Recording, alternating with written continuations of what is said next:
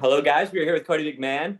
She's a sophomore at Ohio State, one of the best players in the country, on many lists of top 20 players in the whole U.S. So she's been crushing it.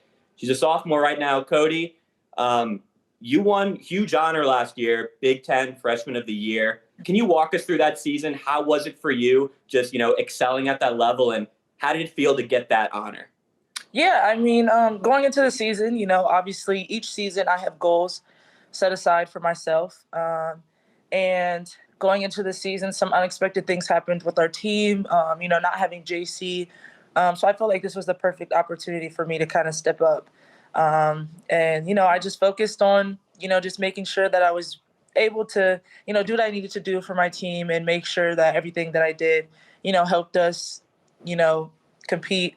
And so I feel like with that came all the accomplishments that I was able to receive and all the accolades and stuff like that. Yeah, definitely crushed it. And this year, Ohio State's doing, super well as well. Y'all are the 2 seed. Yeah. Well, what are your thoughts on this upcoming tournament? How do you think y'all are going to do? Yeah, I think we're going to do really good. We're really excited just because, Big Ten tournament didn't go how we wanted it to go. So I just feel like, kind of this tournament, we have some things to prove, honestly. So going into the tournament, we're very motivated and we're ready to just, prove ourselves and prove who we are. Going specific kind of about your game individually, who did you model your game after growing up? Was there someone you looked at, kind of a favorite player that you tried to emulate? Yeah, for sure. It was definitely LeBron James. Nice. I was the biggest LeBron James fan ever. Like I had a LeBron James comforter set. I had all his posters. I had the blankets, the little figures. Like I had it all. The shoes. So LeBron James was definitely somebody who really impacted me on and off the court. Yeah, definitely. I imagine a lot of people as well. From last season to this season, how do you think your game's improved, or what right now do you think you could improve on in your game to take it to an even higher level? I think from this season, from last season, I feel like my jumper has definitely improved. I'm still working on getting it consistent, but I definitely have one now. And last year, I wasn't even looking to shoot the pool. So I think, I'm very proud of where it's at now, but obviously it has room to improve. And then still just making sure that I get my 3-point consistent. But I have plenty of time to do that. And I think by this summer, those things will definitely be taken care of. So talking kind of specifically about women's college basketball as a whole, did you follow March Madness and college basketball, be it men or women's, when you were growing up? Not really when I was growing up, but I would say like when basketball started to get more serious for me, like before coming to college and all that, I definitely did. And I feel like at some point, we all had no choice but to follow it, especially when it was going on during COVID. The weight room, the food that, how the women were being treated versus the men. And I feel like that definitely is what started kind of opening the eyes of March Madness for women and men. And I know at that time it was negative, but I feel like now, like the attention that the women have on March Madness is like very positive, and I feel like it's starting to become more popular than the men. I mean, I would say it's right there with it for sure, Yeah. Especially this year. So you kind of just said that, before there was a big difference between how the women's were compared to the men's. Yeah. Do you think just the public kind of seeing that difference is what skyrocketed it? Or I do. What really other do reasons so. would you give for it being so popular right now? Yeah, I really do think at that specific time period is what kind of drew the attention to the women's aspect of March Madness.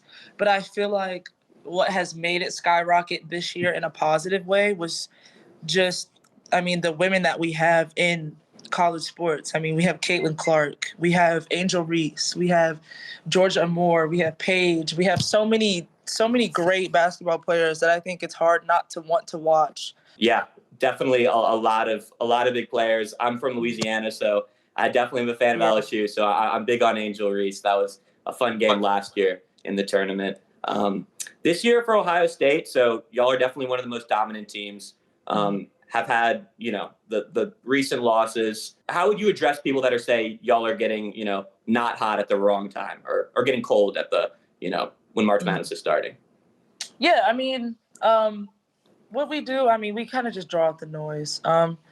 Honestly, we don't really know what's being said about us as a team. All we know is, what is being said when we're in a huddle or in a locker room. So I feel like as long as we stick to our game plan and stick to the drawing board, I mean, we're going to be fine. Yes, we're going to have games where we're not hitting or we're not consistent in some areas where we usually are. But I mean, we have other strengths that pick us up where we're lacking. Are there any players in the tournament right now that you would say you admire outside of Ohio State? Players that you look up to that are currently playing? I'd say Paige, probably. Sure. I'm really close with Paige and, that whole team, really. I just feel like for her to go through what she's went through and, still have such a huge impact on women's sports in general, I think it's just really cool. And I feel like her motivation, never stopped. And just her want to just be out there, I feel like it's so motivating and so impactful, I think, for not only us, who are still in college, because, at some point, some of us have or will face what she's faced, maybe not the severity of hers, but I mean, I just feel like, we all go through things being in college sports. I mean, this is a long season, mentally or physically. So I feel like she's definitely motivated like a lot of players and just a lot of young girls to kind of keep pushing through and keep going. As far as teams go, are there any teams that you would want to particularly face in the tournament this year? I mean, South Carolina, kind of LSU. I mean, I just feel like the teams that we haven't played yet, I feel like we all want to play. Definitely. Yeah, I think those are really the only two. Now, I have to ask, definitely how I first kind of found out about you and started watching your stuff was there was a technical foul called against Iowa with Caitlin Clark.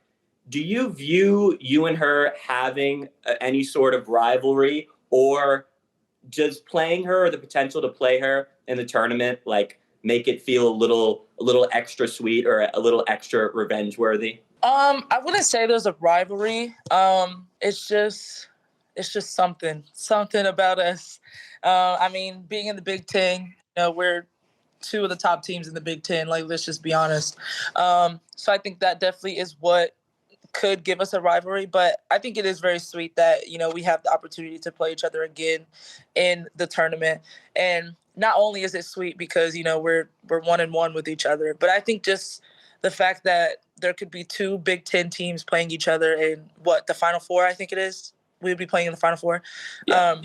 I mean, that alone just says something about the Big Ten in general. So just one question about her specifically, since a lot of people are talking about her. You, someone who has played against her, do you think kind of all the attention surrounding her is justified? Is she as good as kind of the media is portraying her to be as someone who's been on the court against her? Yeah, I mean, I definitely, I give credit where credit is due. Caitlin Clark, she is a great player. She is almost like, I don't even know, like she's almost not human when she's on the court. But I feel like everything that she's getting, I feel like she deserved. I mean, you don't just shoot from half court naturally without working for it. So, I mean, the effort and the work that she puts into the game, I feel like it's all coming together for her. And I feel like she deserves every award, accolade, every NIL, whatever she's getting, I feel like she deserves it for sure. Now, just finish this statement here. One thing that Ohio State needs to do in this tournament to be successful and to win it all is what? Play together. I feel like that's been our biggest thing. Is just sticking together, playing together. And I feel like once we're together as a team, I mean, sky's the limit because we're all believing in each other. We all count on each other. I feel like that's what we have to do is just stick together. And tell our audience here why is this year more important than other years maybe for people to start focusing on women's college basketball? Yeah. I'd say this year is more important just because, I mean, the audience that we have on women's basketball right now is almost history. We've never had this much attention before for college sports. And the opportunity that we are being given now is just incredible. And I feel like this year's tournament, I mean, it's the last chance to see some of these, once-in-a-lifetime players in college basketball, because a lot of them are declaring for the draft. So I just feel like this year is definitely the year, we have some great players. This will be their last year for the tournament before they head off to the league. So, I mean, I feel like why wouldn't you want to catch, their last moments in college basketball this year? So, yeah. I also want to ask, how are you enjoying the new NIL stuff? So, that's kind of changed the landscape a little bit. People are, doing a bunch of stuff, able to get, paid for, being such prominent people in sports. How are you liking it? I think it's a good thing. I like it. Sometimes it can be stressful though, just because not only do you have school and basketball to worry about, you have to worry about your performance in order to, make NIL. So just kind of the pressure of just having to do good all the time. I feel like is the hardest thing, but I mean, it comes naturally. I think this is a really cool opportunity for women in general. Especially because, our lack of opportunity that we have in the WNBA, just as far as, the pay and just the opportunity is just completely different. So I think us being able to get paid now will kind of help, a lot of women before they, kind of steer off into the league. And I feel like it's a great opportunity. Awesome. Yeah. Do you like the Cotie crossover? Is that a good flavor smoothie? Yes, I do. Nice. Are there any other flavors you might want to add in the future? Maybe. Well, yeah, that's all we have on our end. We really appreciate you coming and talking to us. Yeah, this is definitely going to be, these past few years have been the first time I've been locked into the women's tournament, and I'll for sure be locked in again. So, hopefully that's kind of how it'll stand for the end of time, women's and men's, pretty much on the same level now. So it's, each year getting more popular, and we'll be excited to watch, and we'll be excited to watch you and Ohio State. Best of luck in the tournament. Thank you. Hope y'all go far. Thank you so much.